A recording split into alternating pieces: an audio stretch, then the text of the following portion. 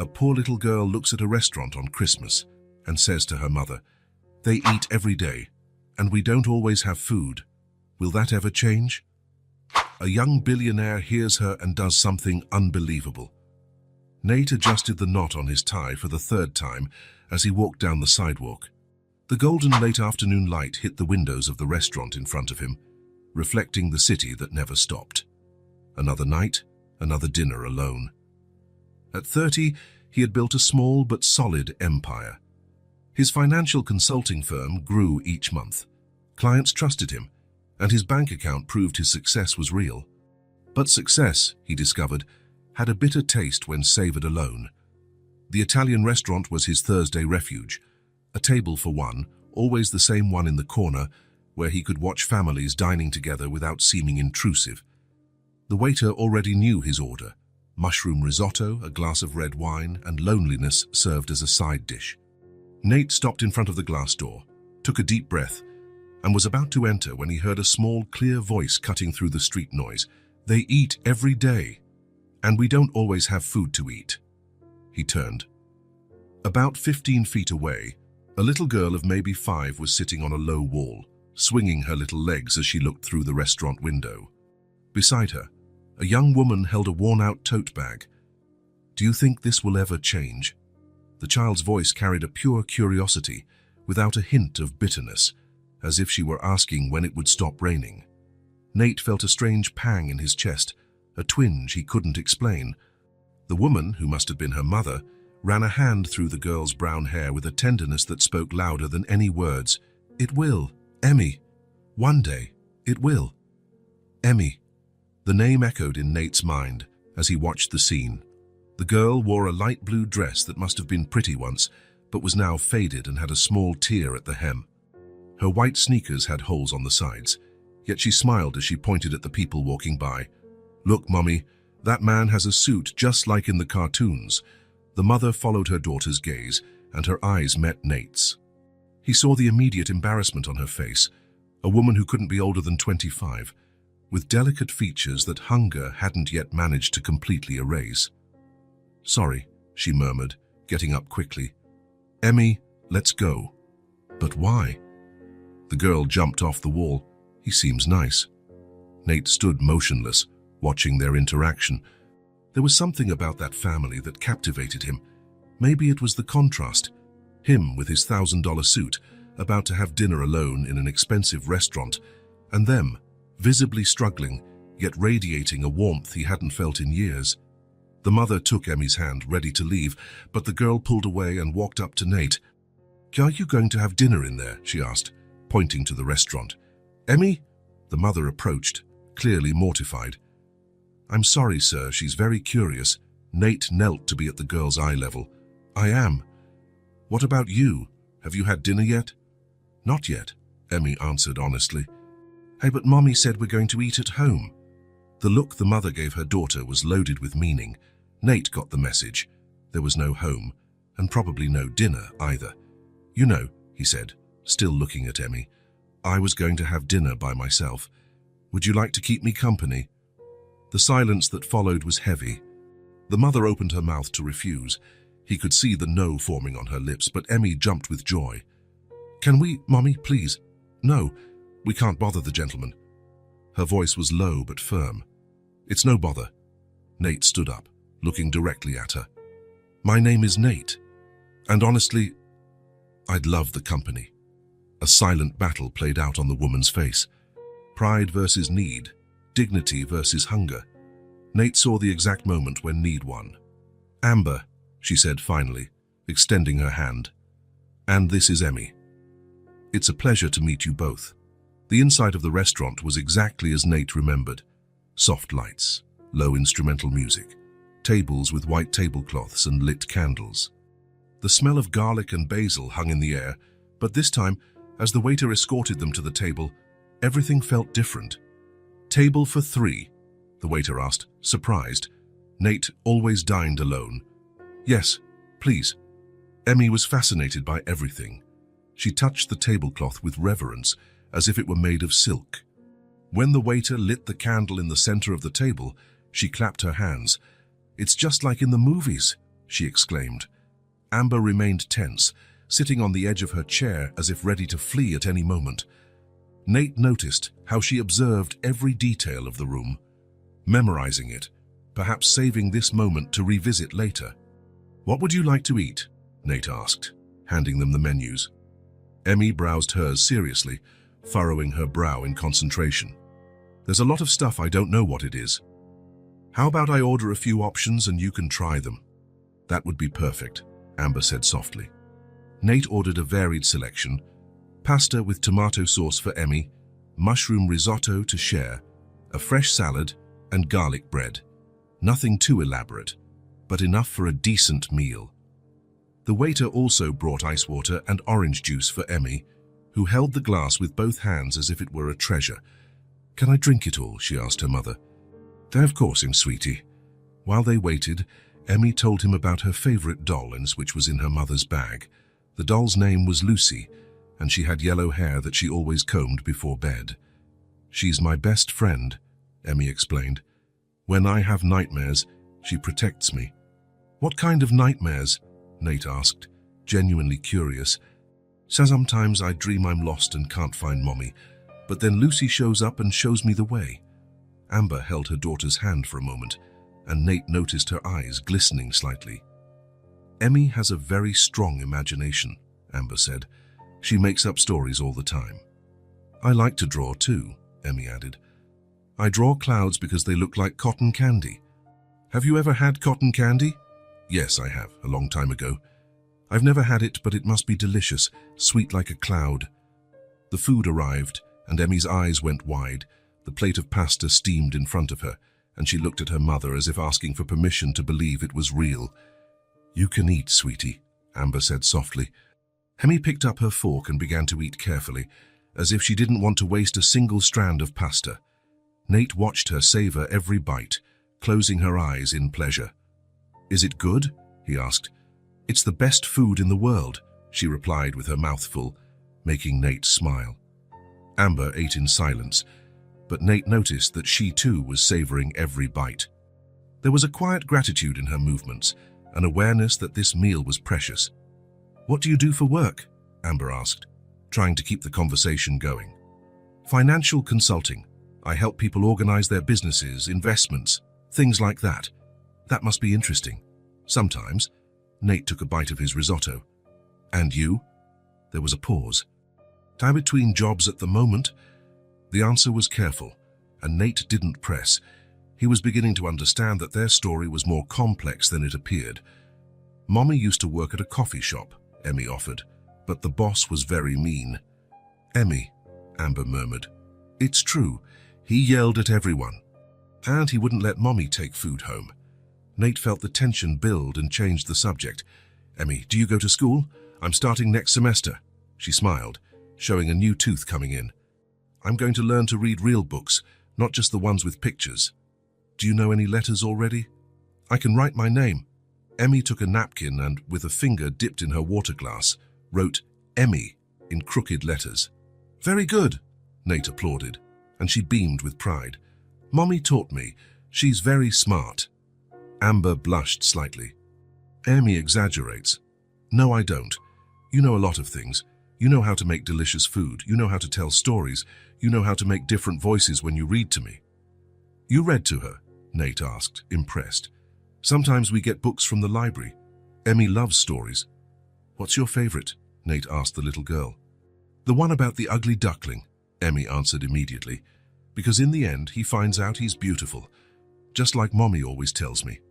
The conversation flowed naturally as the evening went on. Emmy talked about the cats she saw in the park, about how she liked to watch people on the street and invent stories for them. Amber, though still reserved, began to relax slightly. "That lady always wears colorful dresses," Emmy said, pointing to a woman at the next table. "I bet she has a closet full of rainbows." "Do you have any family?" Amber asked during a pause. "No. My parents died when I was young, never married, never had kids." The answer came out rawer than he intended. "I'm sorry," she murmured. "It's okay, I'm used to it." But as he spoke, watching Emmy play with the napkins, Nate realized that maybe he wasn't as used to it as he thought. "It must be lonely," Amber said softly. Sometimes, Nate took a sip of wine, but you learn to deal with it. I work a lot. Keep my mind busy. Work isn't the same as family, Emmy said, surprising both adults with her observation. You're right, Nate agreed. It's not the same thing. The dinner came to an end faster than he would have liked. Emmy had finished all her pasta and even tried a little of every dish on the table. Her cheeks were flushed, and she seemed more alive than when they had arrived. Can I take some bread? She asked, looking at the still full basket. Of course, Nate said, wrapping some bread in napkins. Take as many as you want. Thank you, Amber said as Nate paid the bill. This was very kind. It was my pleasure. Truly. They left the restaurant together. The night was cool, and the city lights created an almost magical atmosphere. Emmy held her mother's hand and looked up at Nate. Are you married? She asked suddenly. Emmy, Amber chided. No, I'm not, Nate answered, amused by the girl's curiosity. Why, never found the right person, I guess, Emmy thought for a moment. Maybe you haven't been looking in the right places. The 5-year-old's unexpected wisdom left Nate speechless for a moment. You might be right, he said finally. They walked a few yards in silence until they reached the corner where they needed to part ways. Emmy let go of her mother's hand and approached Nate. Will we see you again? She asked with the kind of frankness only children possess. Nate looked at Amber, searching for a sign.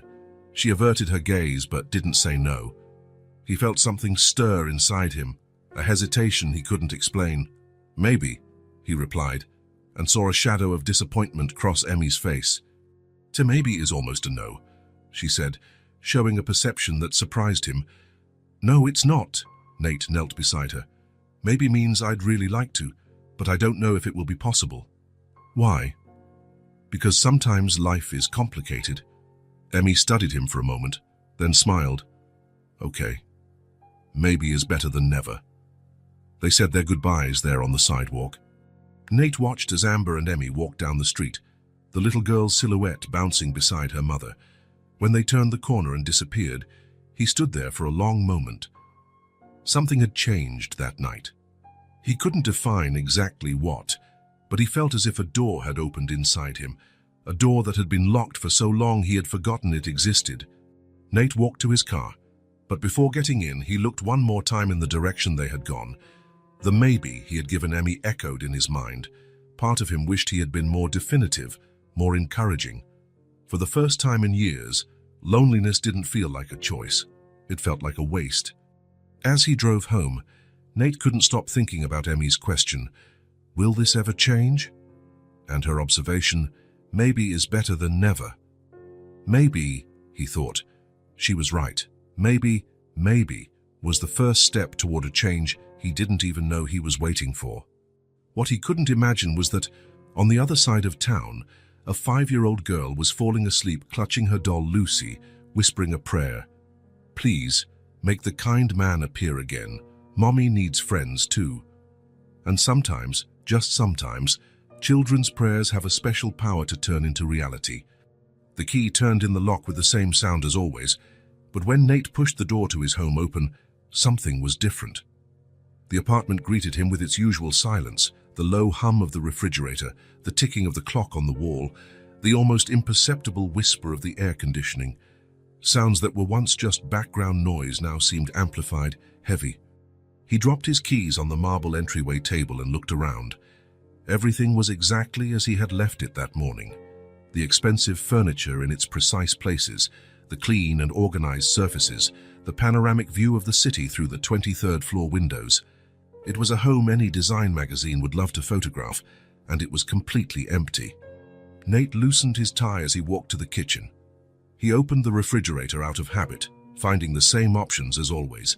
Imported mineral water, Greek yogurt, some leftover Chinese food he had ordered 3 days ago. He closed the door without taking anything.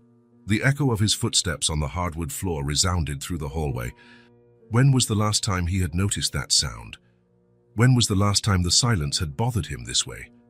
He threw himself onto the leather sofa, picked up the remote, and turned on the television. The day's news unfolded on the screen. Politics, economics, sports, but the words seemed distant, unimportant. He changed the channel. An action movie. Changed it again. A sitcom with a laugh track that sounded forced in the quiet room. He turned off the TV. The silence returned, heavier now. Nate closed his eyes and, unintentionally, found himself remembering Emmy's laugh when she found out she could choose anything from the menu.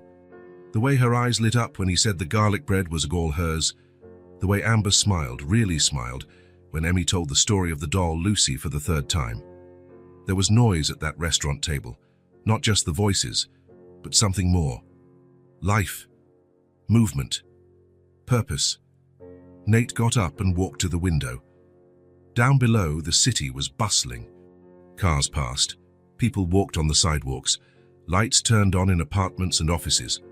Life was happening everywhere, and he was watching it all from a distance, protected by double-paned glass and 23 floors of separation.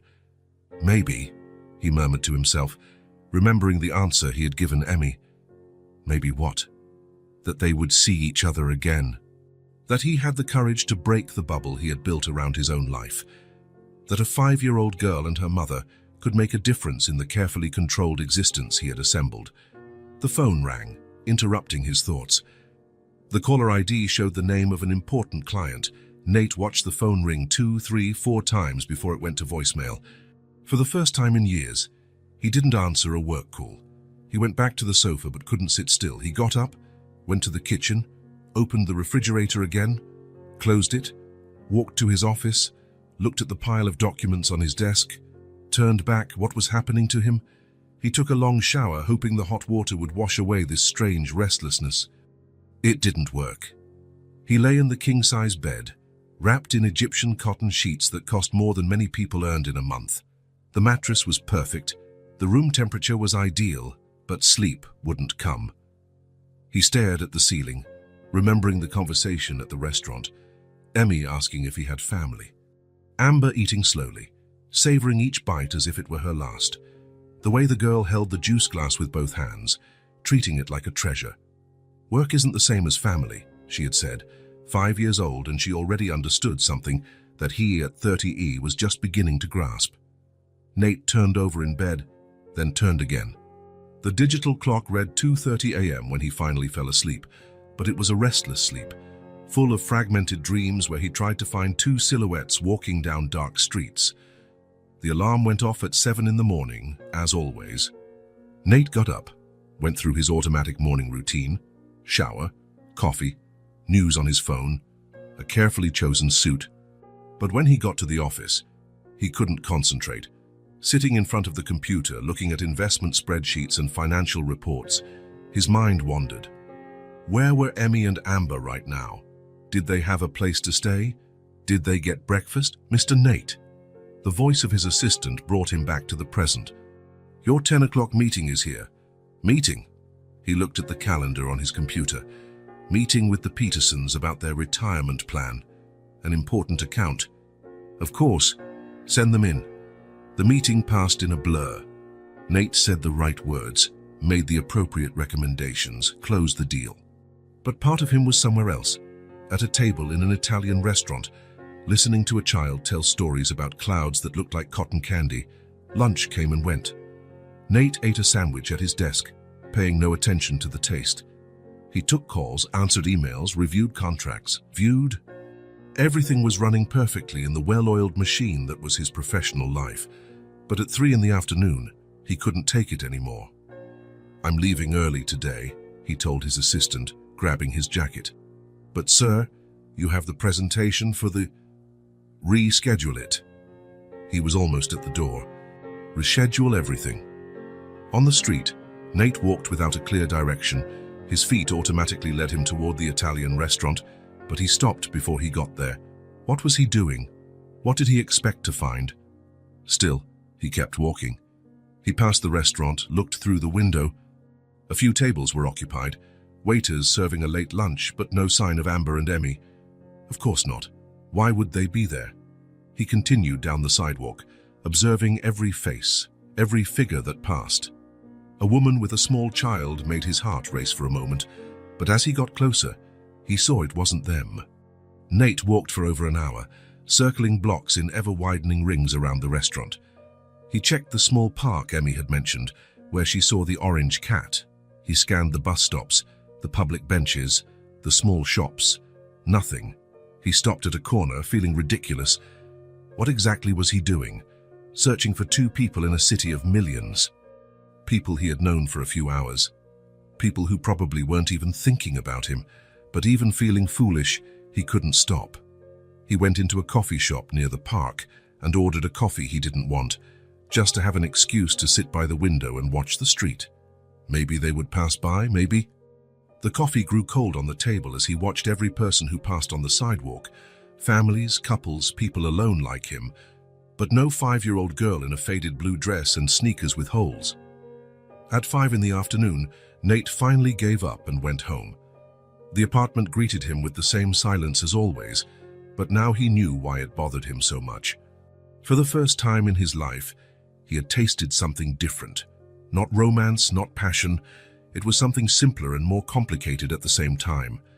It was the feeling of mattering to someone, of making a difference in someone else's life, of not being completely alone in the world. And now that he knew what it felt like, the silence truly hurt. Nate poured himself a glass of whiskey and sat on the balcony, looking at the city lights. Somewhere down there, Emmy was probably getting ready for bed. Amber might be telling her a story, making different voices like the girl had mentioned. They were living their lives, probably not even remembering the man in the suit who had paid for their dinner the night before. But he couldn't stop thinking about them. Maybe, he said again to the night air, but this time the words sounded different, less like an evasion, more like a promise he was making to himself. Tomorrow he would go out and look again, and the day after, if necessary. Because some things, the things that really matter, are worth searching for, even when you don't know exactly where to find them. On the third day of his search, Nate had almost given up. He had walked the same streets, visited the same places, looked at the same faces. His assistant had already called 3 times asking where he was, and his meeting schedule was piling up like an avalanche he would eventually have to face. But something pulled him back to those streets, a force he couldn't explain, as if a part of him knew he had to keep looking. It was mid-afternoon when he turned the familiar corner, passing the Italian restaurant once more. His steps had already memorized the path, 30 yards to the first intersection, left onto the street with the small shops, right at the park where Emmy said she saw the orange cat. And it was there, on a bench near the park, that he saw them. Amber was sitting with Emmy beside her, and between them was a small piece of bread they were carefully sharing. It wasn't a meal, it was survival. Every crumb being used, every little piece being savored as if it were a banquet. Nate stopped where he was, watching the scene. Emmy was wearing the same blue dress from 2 days ago, now with a new stain on the sleeve. Amber's hair was in a messy ponytail, and even from a distance he could see the exhaustion in her shoulders. They were talking quietly, and he could hear snippets of the conversation on the wind. "Just one more piece, Mommy. You're hungrier than I am. No, sweetie, you need to eat to grow strong. But you need to be strong to take care of me, too." The maturity in Emmy's voice made something tighten in Nate's chest. A 5-year-old child shouldn't have to worry if her mother was eating enough. He approached slowly, not wanting to startle them. Emmy was the first to see him. Her eyes lit up instantly, and she jumped off the bench. "It's him, Mommy! It's the kind man!" Emmy ran to Nate with her arms open, and he knelt to receive her. The little girl's hug was warm and desperate, as if she had been saving all that joy just for him. "I knew you'd come back," she said, pulling away slightly to look him in the face. "I told Mommy that a maybe was almost a yes." Amber approached more slowly, clearly embarrassed. Nate could see the shame in her eyes. Being found sharing crumbs of bread on a public bench was not exactly how she wanted to be seen. "Hello," she said softly, trying to smooth her hair with her hands. "Hello," Nate replied, standing up but keeping a hand on Emmy's shoulder. "How are you two?" "We're fine," Amber answered quickly. "Just resting a bit." The lie hung in the air between them. Nate looked at the piece of bread on the bench, at their wrinkled clothes, at the small bags that apparently held everything they owned. "Are you sleeping on the street?" he asked gently. The silence that followed was deafening. Emmy looked at her mother, then at Nate, then back at her mother. Amber opened her mouth as if to deny it, but the words wouldn't come out. "Sometimes," she finally admitted, her voice almost a whisper. "There's an abandoned house nearby," Emmy added, pointing in a vague direction. "Sometimes we sleep there. It has a roof that doesn't leak much."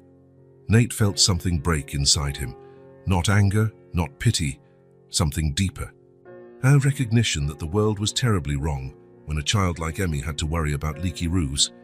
"Come with me," he said, holding out his hand. "I have a safe place." Amber took a half step back. "No, we can't. We don't." "Please," Nate interrupted softly. "Not as charity. As friends. You would be my guests." "But we barely know you," Amber protested, though her voice sounded less convincing than her words. "And I don't know you," Nate agreed. "But sometimes you just know when something is right." Emmy held Nate's hand with one of hers and her mother's with the other. "It's like when you know it's going to rain before the clouds get dark," she said seriously. "You just feel it." Amber looked at her daughter, then at Nate. He could see the battle happening in her eyes, fear against hope, pride against need. "Why would you do this?" she asked. Nate thought for a moment. "Because last night I had dinner alone again, and I realized I don't want to do that anymore. Because Emmy made me laugh for the first time in months. Because—" He paused, searching for the right words. "Because some things just matter." Emmy squeezed his hand. "And because you're good," she added. Good people help good people." Amber closed her eyes for a moment, took a deep breath, and when she opened them again, there was a quiet surrender in them. "Okay," she whispered, "but just for one night." "One night," Nate agreed, though they both knew they were lying. The walk to Nate's apartment was punctuated by light conversation and comfortable silences. Emmy held his hand and pointed out interesting things she saw: a dog with very big ears, a shop window full of colorful shoes, a building so tall she had to crane her neck to see the top. "Do you live in a building like that?" she asked. "Something like it," Nate replied.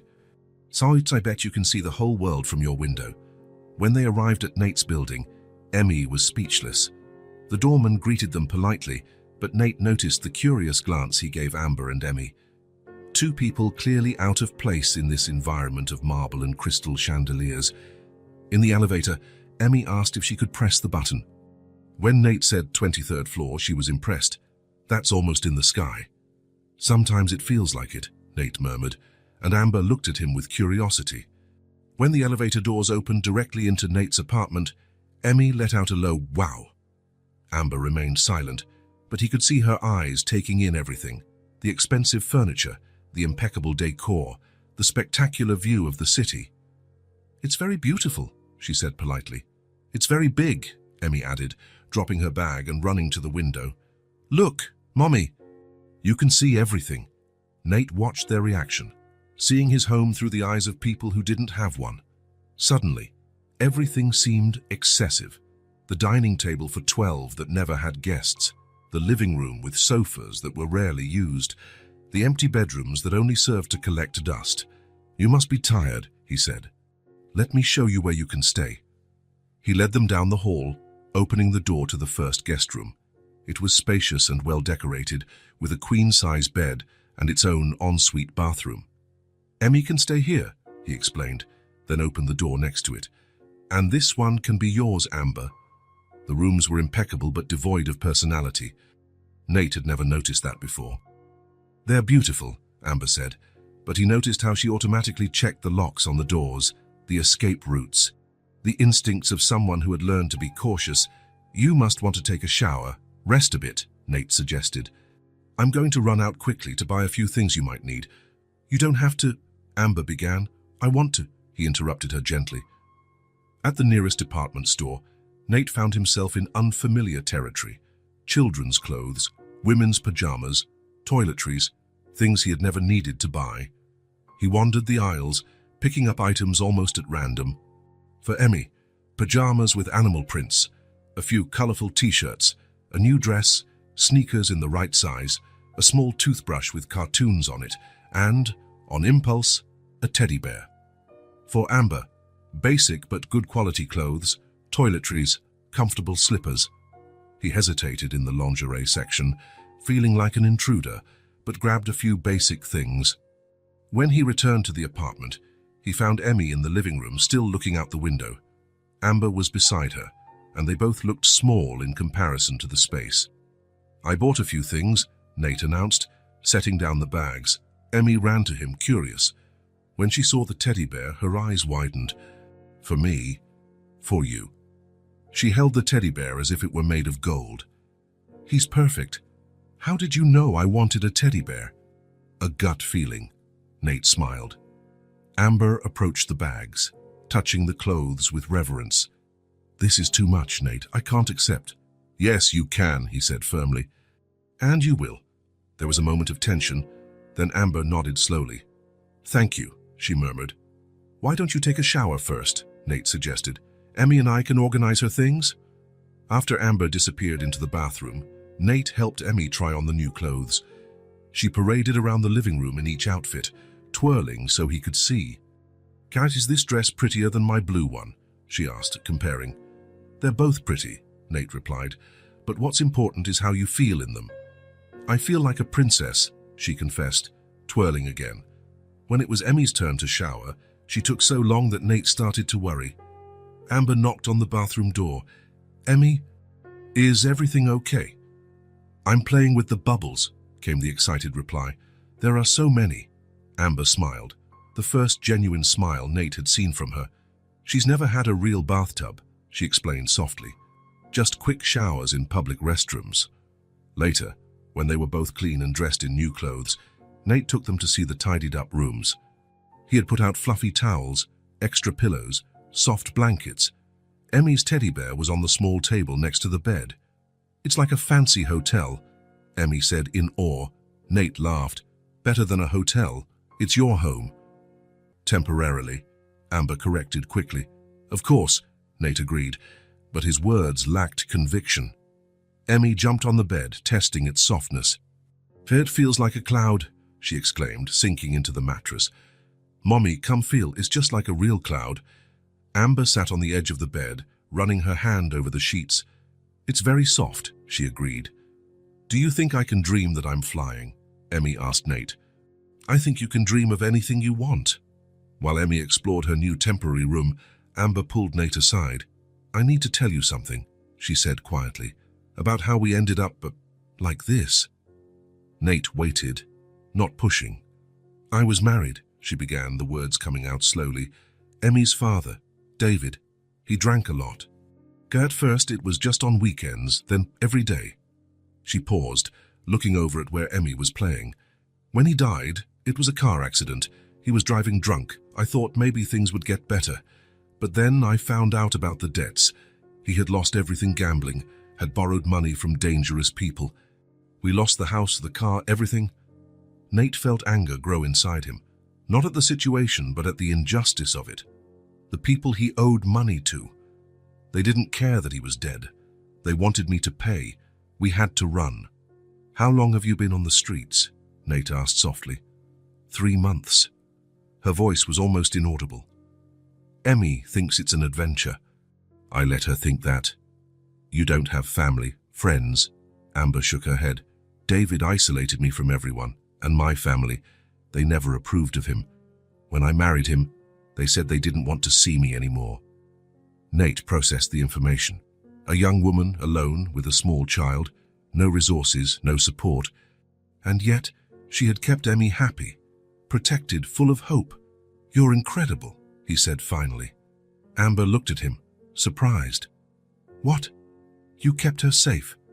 You kept her happy? In an impossible situation, you did what you had to do." Tears welled up in Amber's eyes. "I don't feel incredible. I feel like a failure." "You're not," Nate said firmly. "You're the strongest mother I've ever met." Emmy appeared in the hallway, interrupting the moment. "Can I sleep with the teddy bear?" "Of course you can," Nate replied. "And can I play with the teddy bear before I go to sleep?" "You can play as much as you want." Emmy smiled and ran back to her room. Amber followed her. and Nate heard fragments of their conversation as she put her daughter to bed. "He's nice, isn't he, Mommy?" "Yes, he is, sweetie. I think he was lonely like us." But now, nobody's lonely.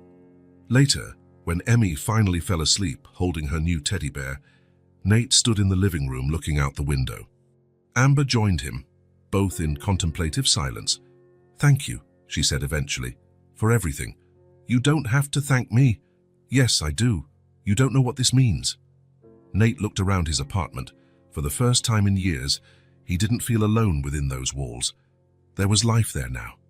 Laughter echoing in the halls, voices chatting, the presence of people who cared about each other. "Actually," he said softly, "I think I'm the one who should be thanking you." For the first time, Nate felt that his home was different, not just occupied, but truly alive. And when he finally went to sleep that night, it was to the sound of Emmy whispering a story to her new teddy bear in the next room. It was the most beautiful sound he had ever heard. The next morning, Nate woke up to a sound he hadn't heard in a long time, laughter echoing through the house. Emmy was in the hallway, chatting excitedly with her teddy bear as if it could answer back. "Good morning, Mr. Bear. Today we're going to explore the whole castle." Nate smiled, putting on his robe. Castle.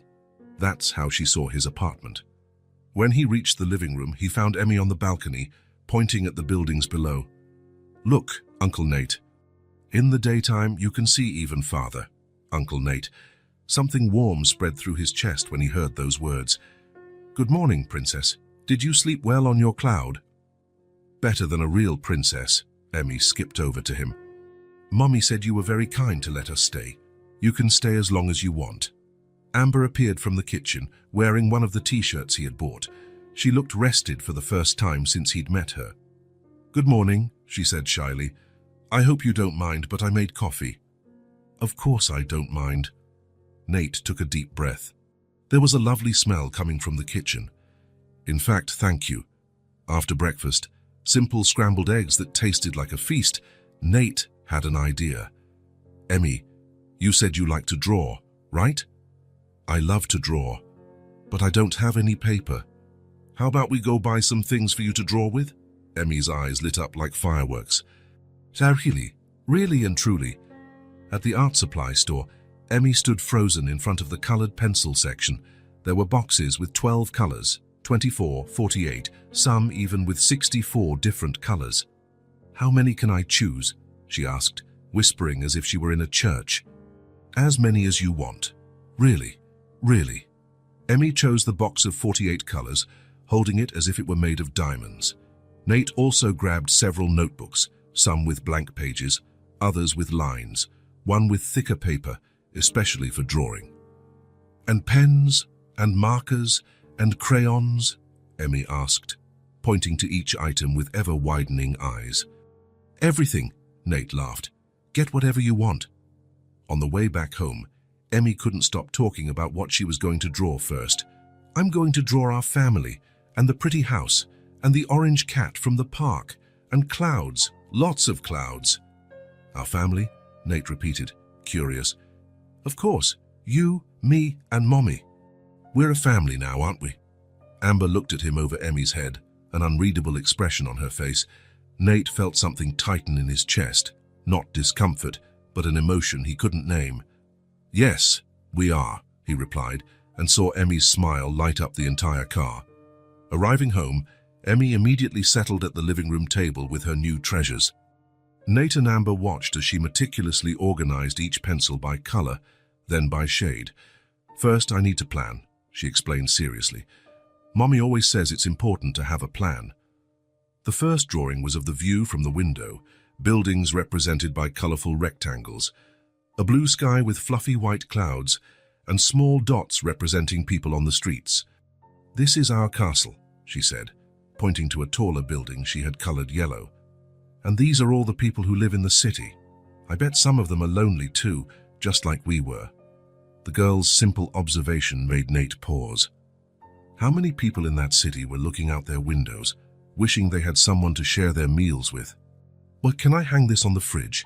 Emmy asked when she finished. "Of course, in fact, you can hang your drawings anywhere you want." and she took that literally. In the following days, Emmy's drawings began to appear all over the house. On the refrigerator, a drawing of the family, 3 stick figures holding hands under a smiling sun. On the hallway wall, a drawing of the orange cat from the park, so chubby it looked like a furball. In Nate's office, a drawing of him at the computer, but with a much bigger smile than he usually had. "Why did you draw me smiling so much?" he asked, looking at the paper. "Because that's how you look when you're with us," Emmy answered simply. Every morning, Nate would wake up and find new drawings. Emmy was a tireless little artist. She drew what she saw, what she felt, what she dreamed. Clouds that looked like animals, flowers that had faces, houses with hearts in the windows. But it was on one specific morning that something changed completely. Nate came downstairs for breakfast and stopped halfway down the stairs. There was a smell in the air he hadn't smelled in years. It wasn't just food, it was the smell of home. Bacon frying, fresh coffee, something baking in the oven. In the kitchen, he found Amber with her hair in a ponytail, wearing a makeshift apron made from a dish towel. She was at the stove, stirring eggs in a pan while slices of toast waited on a tray. "You did this?"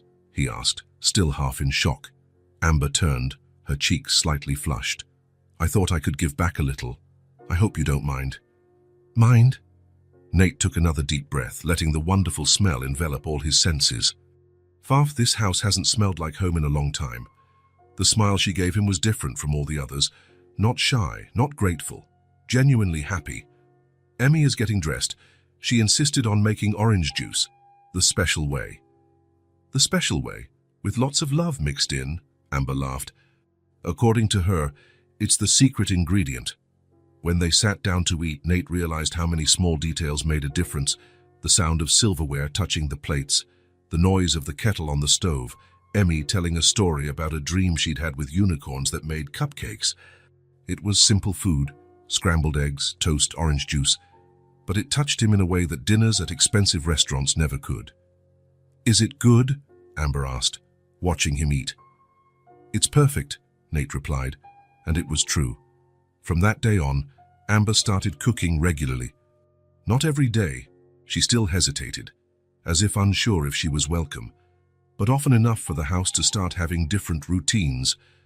Breakfast at 8, when everyone was ready. Emmy always woke up first and ran to show the drawing she had finished the night before. Amber would make coffee while Nate checked emails, but now he did it at the kitchen table, participating in the morning conversations. "Uncle Nate, did you know that clouds are made of tiny little droplets?" Emmy asked one morning while drawing another of her famous clouds. "I didn't know that. How did you find that out?" "Mommy told me." "She knows a lot of things." Nate looked at Amber, who was making toast. "Where did you learn so much?" "I was studying to be a teacher," she replied softly. Before everything changed." "You can still be one," Nate said. "Maybe one day." But there was hope in her voice now, something that hadn't been there when they first met. Meals became special moments. Emmy always had stories to tell, about the drawings she had made, about the dreams from the night before, about the people she saw on the street and the lives she imagined for them. "That lady who wears colorful dresses probably has a garden full of flowers," she would say. "And the man who always reads the newspaper on the bench must have a cat that likes to sit on his lap." Nate began to contribute his own stories. He talked about his childhood, about the parents he had lost early, about how he had built his company. Amber shared memories from when she was a child, funny stories about Emmy as a baby. "She was always an artist," Amber recounted. "When she was 2, she drew on the living room wall with a crayon. I was mad at the time, but then I realized it was a beautiful sunset." "Do you still have the drawing?" Emmy asked, excited. Amber's face fell. "It was in our old house. We lost everything when—" "It's okay," Emmy interrupted in climbing onto her mother's lap. "Now I can make new drawings, even better ones." It was in these moments that Nate realized how much they had changed his life. The house had sounds now, laughter, conversations, music that Amber played softly while she cooked. Emmy would hum as she drew, making up songs about the colors she was using. Blue like the sky, green like the grass, yellow like the sun that loves us. One afternoon, while Emmy was drawing on the coffee table and Amber was reading a book Nate had lent her, he allowed himself to observe the scene. The golden late afternoon light streamed through the windows, illuminating Emmy's brown hair as she concentrated on the paper. Amber was curled up on the sofa, completely absorbed in her reading. It was a simple domestic scene, but to Nate, it seemed miraculous. "I've always imagined what it would be like to have kids," he said suddenly, the words tumbling out before he could think about them. Amber looked up from her book. Emmy stopped drawing.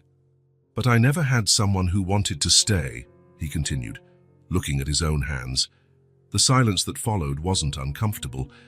It was the kind of silence that happens when important truths are spoken. Emmy got up from the table and walked over to him. Without a word, she rested her head on his shoulder.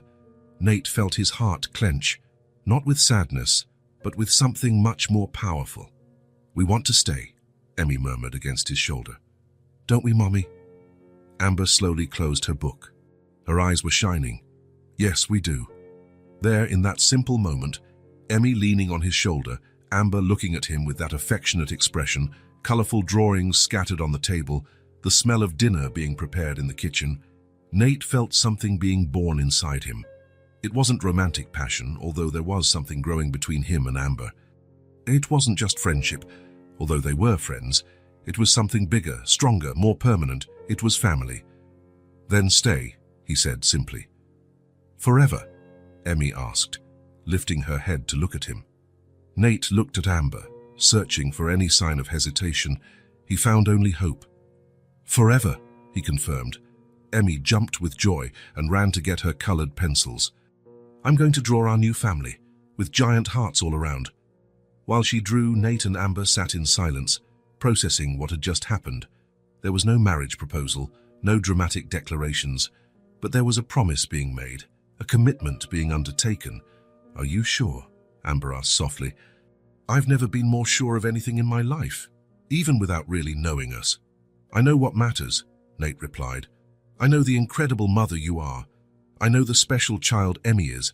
I know how I feel when I wake up and hear laughter in the house." Emmy ran back with her new drawing.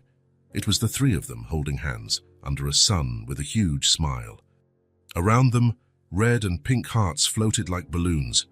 "Done," she announced. "Our official family." "It's perfect," Nate said, and it really was. That night, after Emmy had gone to bed, Nate found another drawing stuck to the refrigerator door. It was him, Amber, and Emmy in a house, not a high-rise apartment, but a house with a garden, trees, and a white picket fence. In the corner, written in crooked letters, was "Our Forever Home."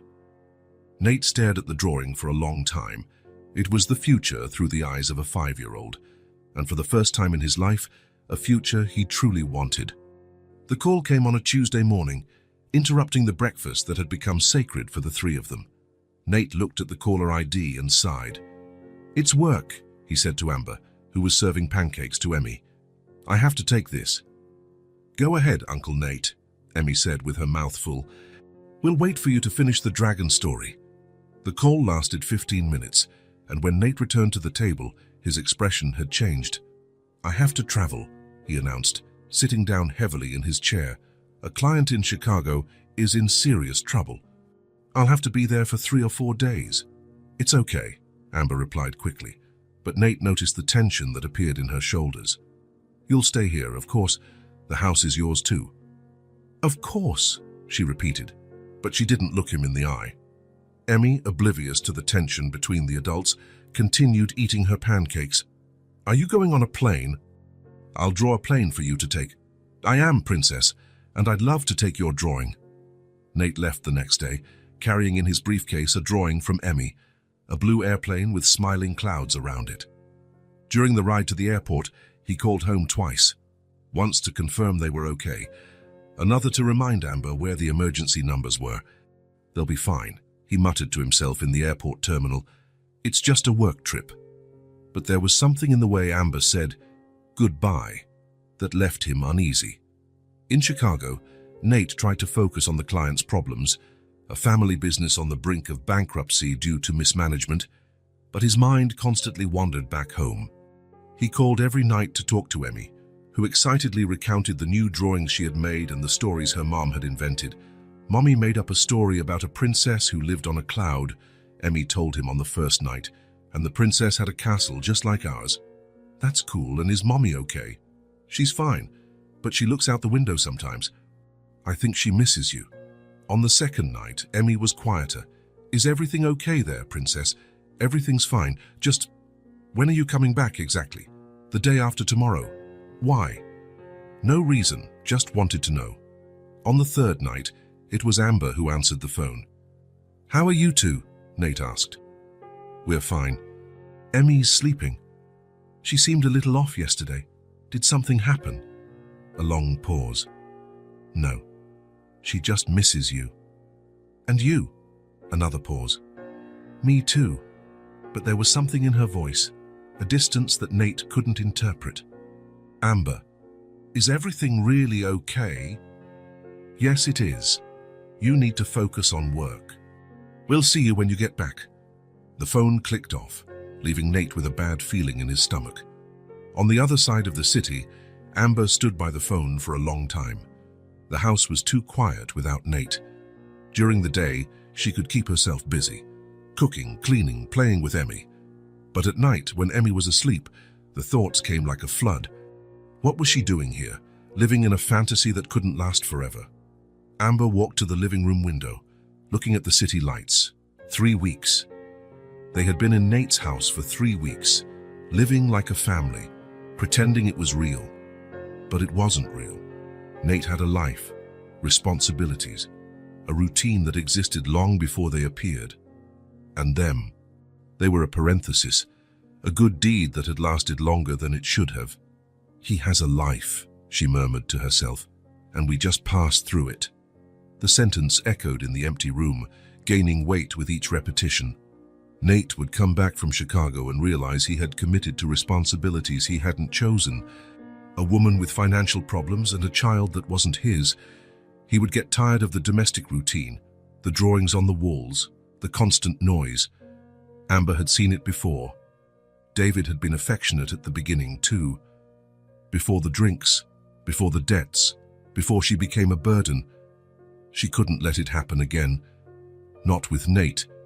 He had been too kind to deserve the weight of her problems. The next day, Amber woke up with a decision made.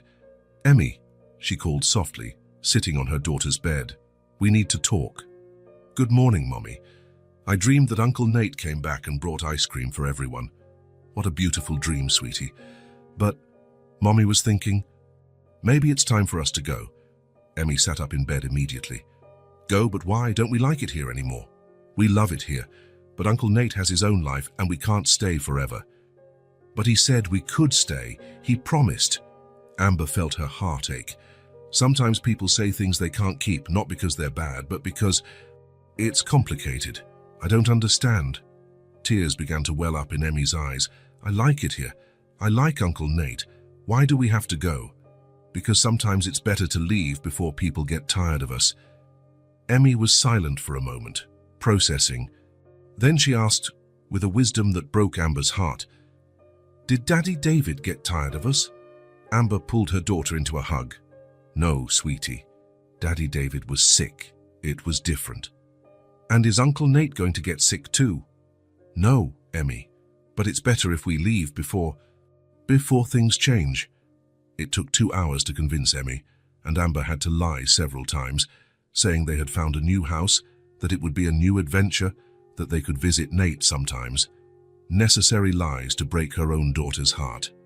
Amber quickly packed their few belongings before she lost her nerve. The clothes Nate had bought, some of Emmy's drawings, the teddy bear. She left behind most of the drawings that decorated the house. They belonged to that place, to those moments. On the kitchen table, where they had breakfast every morning, she left a note. Nate, thank you for everything. It was more than I ever dreamed of. You gave us a home when we needed it most, and that's a gift we'll never forget. But it's time for us to go. You have a beautiful life ahead of you, and we don't want to get in the way of that. Emmy will miss you. I will too. But she understands that sometimes people need to go their separate ways. Take care. You deserve all the happiness in the world. Amber and Emmy. Amber reread the note 3 times before she could leave it on the table. Every word was a lie disguised as protection. "Are we ready, Mommy?" Emmy asked from the doorway, carrying her small backpack and the teddy bear. "We are. Can I leave a drawing for Uncle Nate?" Amber nodded, not trusting her own voice.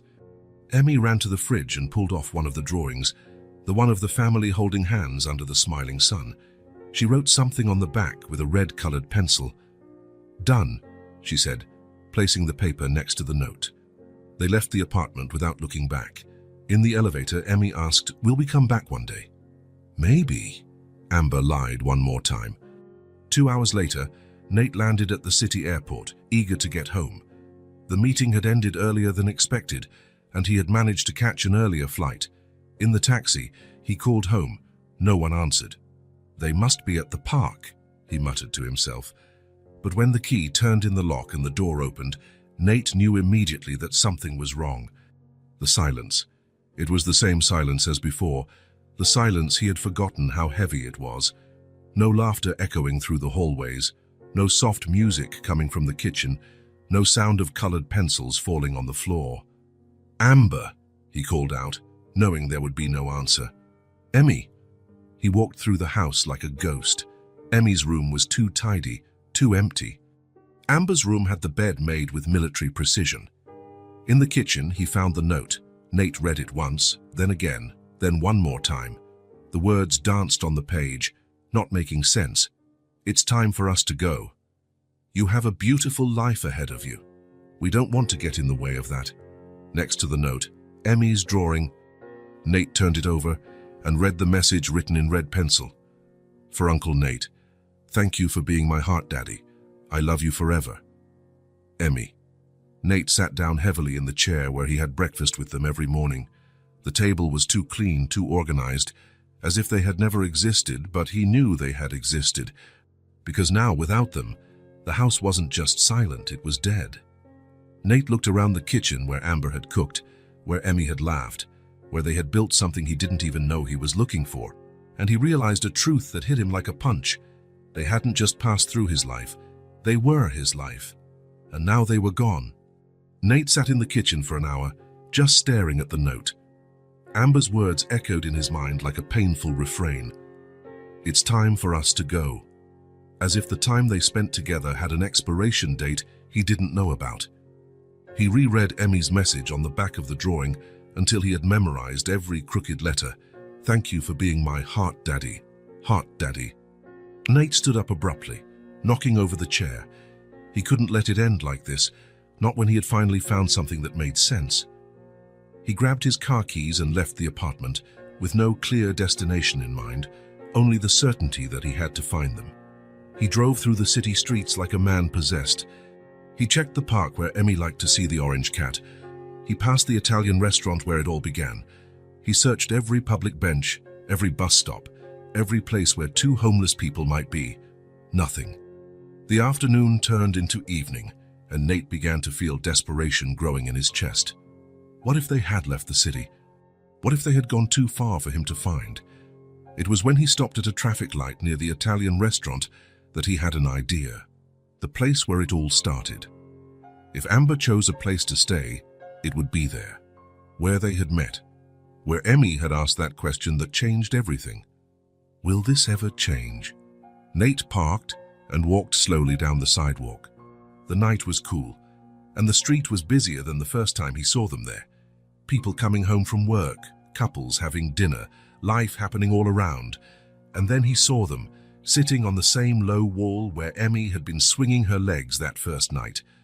Amber had her arm around her daughter, and both were looking at the street traffic with a sadness that broke Nate's heart. Emmy was the first to see him. Her eyes went wide, and for a moment she was still, as if she couldn't believe what she was seeing. "Uncle Nate," she whispered. Then she jumped off the wall and ran to him, throwing herself into his arms with such force that she almost knocked him over. "You came for us," she cried, clinging to his neck as if she would never let go. "I knew you would come. I told Mommy you would come." Nate held her tightly, feeling tears burn his eyes. "Of course I came. Of course I came, Princess." Amber approached slowly, her face a mixture of relief and shame. "Nate," I can explain." "You don't have to explain," he said, still holding Emmy. "I understand." "No, you don't understand." The words tumbled out. "We can't stay. You have a life, responsibilities. You can't take on the problems of strangers just because—" "Strangers," Nate interrupted her, finally putting Emmy down but keeping a hand on her shoulder. "You think you're strangers to me?" Amber looked away. "We are. You've known us for a few weeks. That's not enough to— To what? To care. To feel like my life only makes sense when I wake up and hear Emmy singing in the hallway, to discover that home-cooked food tastes like family." "Nate, let me finish." He stepped closer. "When I got home today and found that note, do you know what I felt?" Emmy looked at him with full attention, as if every word was important. "I didn't feel relief to have my life back. I felt like my life was over."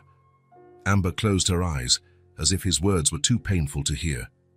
"You wrote that I have a beautiful life ahead of me, but you don't understand. You are my beautiful life. You are what I was looking for without knowing I was looking. But we're a burden," Amber whispered. "You'll get tired of—" "I don't want you to pass through my life," Nate said firmly, looking directly into her eyes. "I want you to stay." Emmy squeezed his hand tightly. "Forever. Forever." He knelt beside her. "Emmy is my daughter in my heart. You don't need papers or documents for it to be real." Emmy smiled through her tears. "And I love you like you're my real daddy." Nate stood up and looked at Amber, who was crying silently. "And you—" He paused, searching for the right words. "You are the home I've been waiting for." The silence that followed was different from all the others, not empty but full of possibilities. "I'm scared," Amber admitted softly. "Scared of messing it all up. Scared you'll realize we're too much. Scared Emmy will get attached and then what? Then I'll change my mind." Nate gently took her hands. "Amber, look at me." She lifted her eyes, and he saw all the fear there. Not just fear of the present, but fear carried from the past. Of broken promises, of people who left, of shattered hopes. "I'm not David," he said simply. Amber sobbed, because that was exactly what she needed to hear.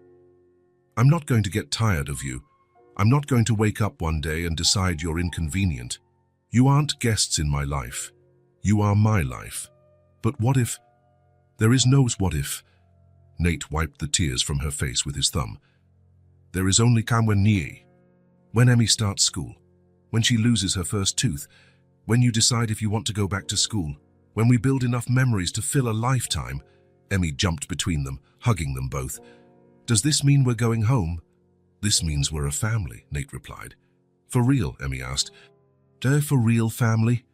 "The realest there is." Amber finally smiled through her tears.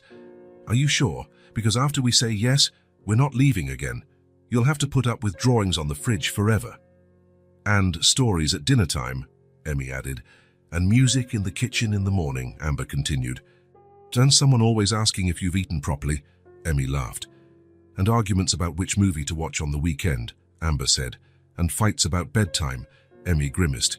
Nate laughed, the sound echoing down the street. "I want all of it. Every drawing, every story, every silly argument. I want it all." Amber held out her hand, and when he took it, it was as if something clicked into place.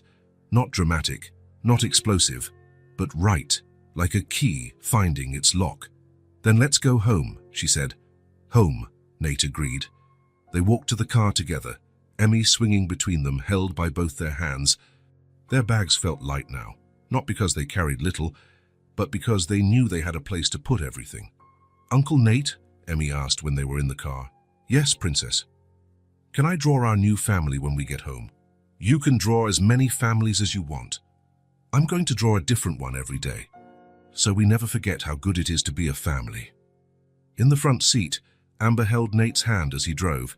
It was a simple touch, but it was loaded with promises. When they got to the building, Emmy ran ahead to press the elevator button. 23rd floor, she announced to the doorman, who smiled. "Welcome back," the man said, and it was true. They were coming back. Not as guests, not as temporary visitors, but as part of something real. When the apartment door opened, Emmy ran straight to her room. "I'm going to check if my teddy bear missed me." Nate and Amber stood in the entryway, looking at the house that had become a home. "Thank you," she whispered. "Thank you," he replied, "for teaching me what family is." And when Emmy yelled from her room, the teddy bear was crying because he missed me, but now he's happy. They both knew they were exactly where they belonged. The Saturday after they returned, Nate woke up with a mission. Over the past few days, he had watched Emmy play with her one teddy bear and Amber wear the same 3 t-shirts in rotation. They had the essentials, but they didn't truly have things that were their own. "I'm going out for a bit," he announced after breakfast. "Important things to do." "Can I come with you?" Emmy asked, licking jam from her fingers. "Not today, Princess. It's a surprise." Emmy pouted. "I don't like surprises. They make me nervous." Nate knelt beside her. "What kind of surprises make you nervous?" "The bad surprises, like when Daddy David said he had a surprise and then yelled at Mommy." Nate's heart ached. Those weren't real surprises, they were lies. Real surprises are good things we do because we love someone. Like presents. Like making someone's special room even more special. Emmy's eyes lit up. "Are you going to make my room more special?" "I'm going to make your room perfect for a princess who draws clouds." In the first store, Nate found himself lost amidst aisles of children's clothes. Our saleswoman approached, smiling. "Can I help you? I need clothes for a 5-year-old girl, everything, from the basics to—" He paused, thinking, "to clothes for a princess who likes to draw." "How sweet. Is it for your daughter?" The word hit him like a lightning bolt. "It is. For my daughter."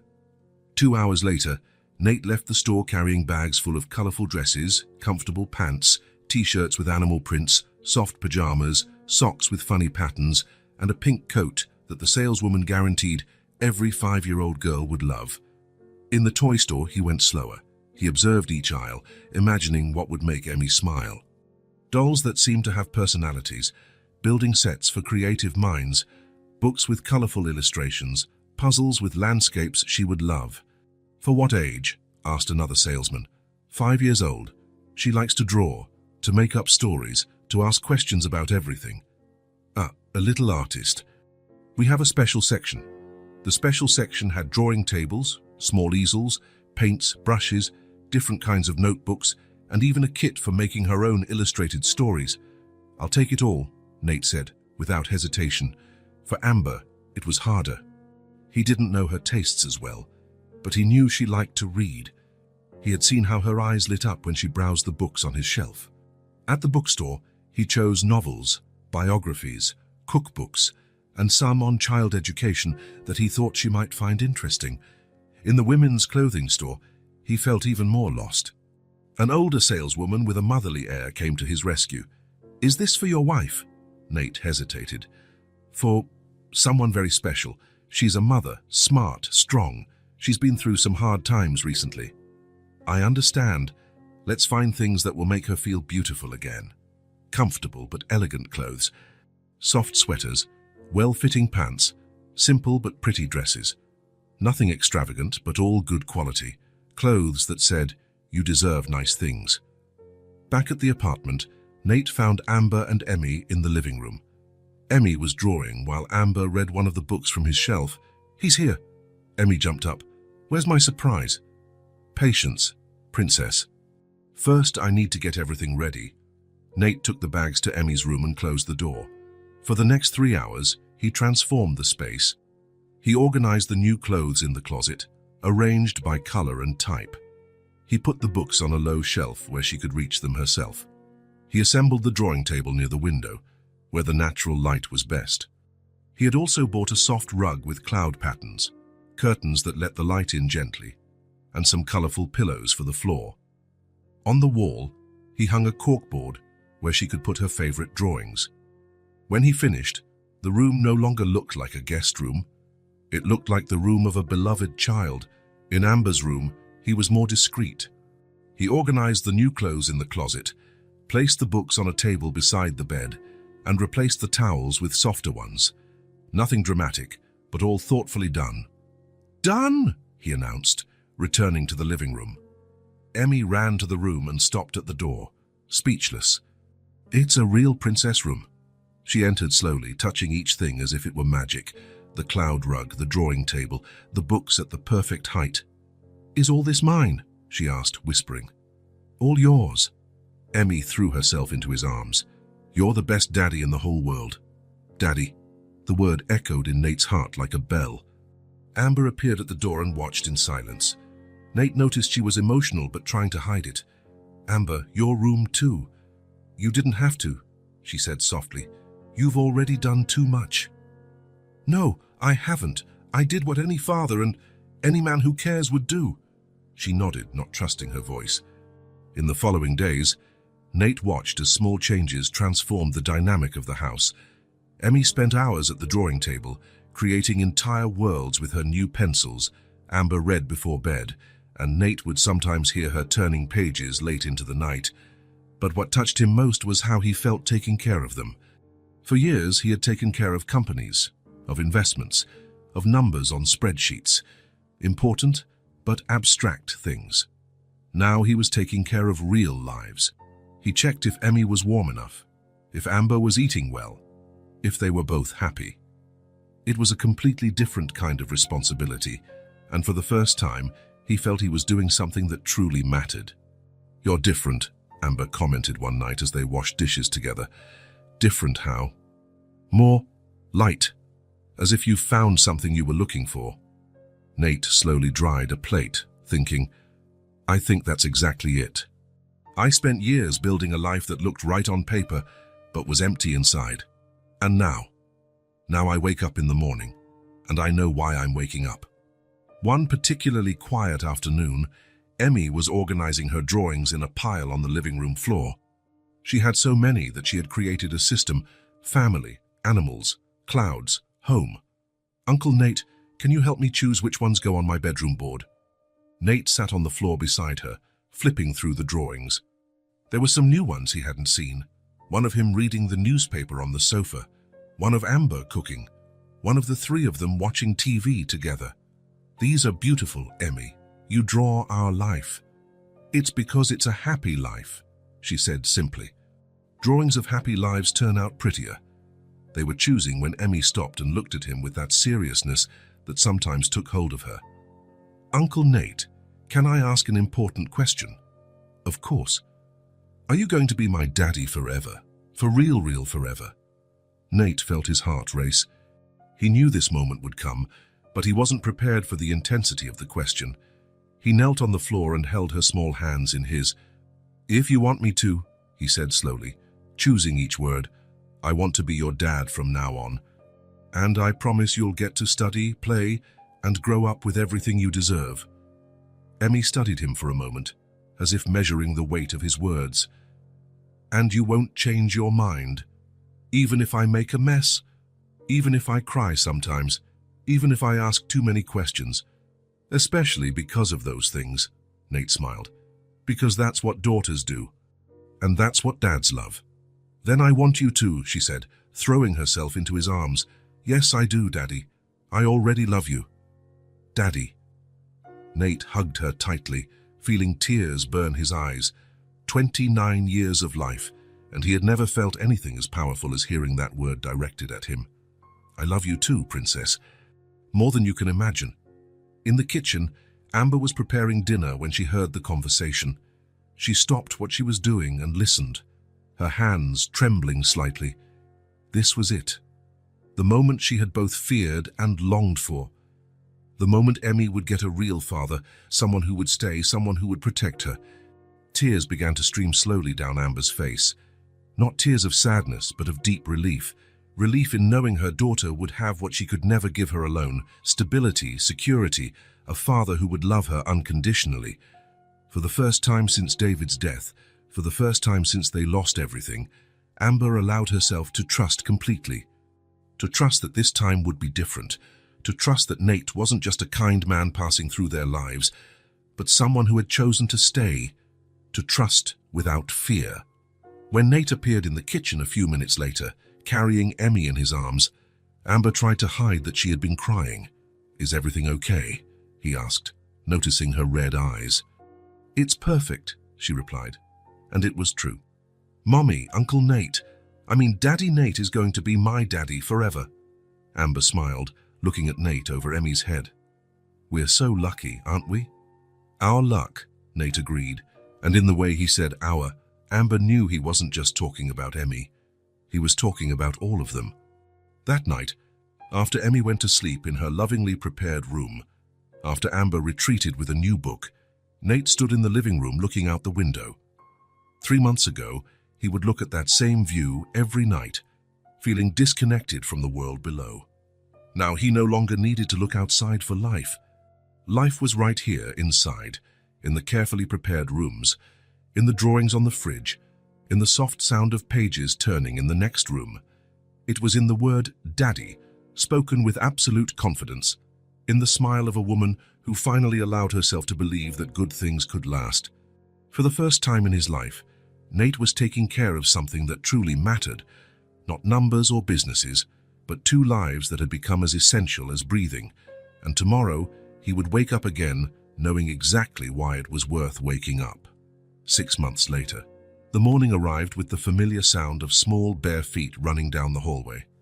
Emmy appeared in the kitchen already dressed in her school uniform, her hair in a slightly crooked ponytail she had tried to do herself. Good morning, Daddy. Good morning, Mommy. Nate looked up from the laptop where he was checking emails. Good morning, Princess. Did you manage the ponytail on your own today? Almost. Mommy just had to fix it a little. Amber smiled from the sink where she was preparing breakfast. Soft music played on the radio, a jazz station that had become the soundtrack to their mornings. She danced discreetly as she stirred the eggs in the pan, a scene so mundane that Nate sometimes forgot how he had ever lived without it. What's for breakfast today? Emmy asked, climbing into her chair. Scrambled eggs, toast, and... Amber built the suspense. Special pancakes for presentation day. Oh! Emmy clapped her hands. I almost forgot. Today I'm showing my project about family to the class. 3 weeks ago, the teacher had asked each child to prepare a presentation about their family. Emmy had worked on the project every night, choosing photos, drawing, telling stories. Are you nervous? Nate asked, sitting beside her. A little bit, but Mrs. Martinez said that every family is different and special in its own way. And how is our family special? Amber asked, serving the pancakes. Because it was chosen with the heart, Emmy answered seriously. We weren't born together, but we chose each other. Nate felt that familiar tightening in his chest, the kind of emotion that still caught him by surprise, even after all these months. After breakfast, while Emmy brushed her teeth, Nate and Amber cleaned the kitchen together. It was a dance they had perfected over time. He rinsed and she dried, conversations flowing naturally. Will you be able to leave early today? Amber asked. I'll try. I want to hear how the presentation went. I'm ready. Emmy appeared, carrying her backpack and a folder with her project. On the way to school, she reviewed what she was going to say one more time. First, I'm going to show the picture of when we met at the restaurant. We don't have a picture of when we met, Nate reminded her. I drew it. It looks pretty close. Then I'll tell them how you invited us to dinner, how Mommy cooks the best food in the world, and how you became my dad because you wanted to. Because I wanted to, Nate repeated softly, liking the sound of the words. At school, Emmy said goodbye with loud kisses and ran into her classroom. Through the window, Nate saw her excitedly showing her project to her classmates. Now she's happy, Amber observed. She is, and you? I'm happy in a way I didn't even know existed. At 3 in the afternoon, Nate managed to leave the office early. In recent months, he had reorganized his schedule to spend more time at home. He discovered that being more efficient at work meant having more energy for the things that really mattered. When he got home, he found Emmy at the living room table doing her homework. Amber was in the kitchen preparing dinner, the usual low music playing on the radio. Daddy! Emmy ran to him. Want to know how my presentation went? I want to know everything. It was a success. The teacher said it was one of the most creative in the class. I told them you're a dad who chose with his heart. You really said that? I did, and I cried a little bit from happiness at the end. During dinner, Emmy recounted every detail of the presentation, how her classmates asked questions, how the teacher praised her drawing, how proud she felt talking about them. Tommy said our family is cool because you chose me on purpose. It wasn't an accident. It definitely wasn't an accident, Nate agreed. It was the opposite of an accident. It was destiny, Amber suggested. It was love, Emmy concluded simply. After dinner, while Emmy was taking a bath, Nate and Amber sat on the living room sofa. On the coffee table was a new picture frame that Amber had bought, a photo of the three of them taken at the park the previous weekend. Under the photo, Emmy had taped one of her drawings with the phrase written in colorful letters, "Now we are a family." "When did you buy this?" Nate asked, picking up the picture frame. "Today, after the presentation. I thought it was time to make it official. Official. Our story. Our family. Everything we've built." Amber snuggled up beside him. "We don't need a ceremony or documents. We just needed this certainty." Nate looked at the photo. They were smiling. Not the posed smile of formal photos, but the natural smile of genuinely happy people. Emmy was in the middle, with her arms around both of them. It looked like a family that had grown up together for years. Emmy appeared in the hallway in her pajamas, hair wet and teddy bear under her arm. "Can I watch TV with you guys for a little bit?" "Of course, princess." She squeezed between them on the sofa automatically and naturally. Nate put an arm around her. Amber did the same on the other side. The TV was on a silly sitcom, but none of them were paying much attention. "You know what Mrs. Martinez told me today?" Emmy commented during the commercials. "What?" "That some families start with babies, others start with choices, and that both are equally real." "She's right," Amber said. "And you know what else she said? Tell us." "That love is when you want to take care of someone forever, and they want to take care of you too." The room fell silent for a moment, but it wasn't the empty silence Nate knew from before. It was the comfortable silence of people who knew exactly where they belonged. "Daddy," Emmy whispered, starting to get sleepy. "Yes, thank you for choosing us. Thank you for letting me choose you."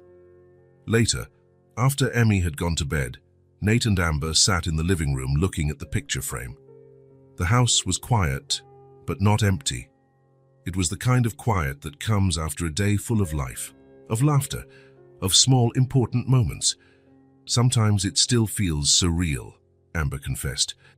"Like I'm going to wake up and find out it was all a very good dream." "It wasn't a dream," Nate pulled her closer. "It was the realest thing that's ever happened to me." She nodded, resting her head on his shoulder.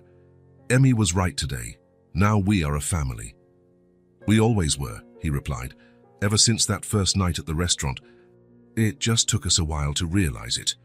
There was no fanfare in that moment, no dramatic declarations or solemn promises, just two adults and a child who had found each other at the exact moment they needed each other most."